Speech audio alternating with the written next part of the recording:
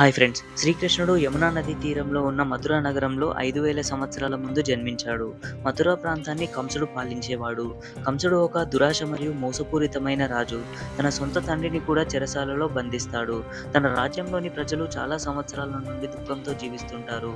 కంసుడి సోదరికి యాదవుల వంశరాజు వసుదేవుడితో వివాహం జరుగుతుంది. వివాహం తరువాత తన సోదరిని వసుదేవుడిని రథంపై తీసుకెళ్తుండగా ఆకాశవాణి గొంతుతో దేవకికి వసుదేవుడికి పెళ్లి చేయడం వల్ల నీ చావును నువ్వే రాసుకున్నావు. వీరిద్దరికీ పుట్టబోయే 8వ పుత్రుడు నిన్ను వధిస్తాడు అని కంసుడికి వినిపిస్తుంది. అది విన్న కంసుడు తన సోదరిని చంపాలి అనుకుంటాడు. వసుదేవుడు కంసుడితో వారికి పుట్టిన పిల్లలందరినీ ఇచ్చేస్తాను, దేవకిని ఏమీ చెయ్యొద్దు అని వేడుకుంటాడు. కంసుడు వారిద్దరిని తన భవనంలో బంధిస్తాడు.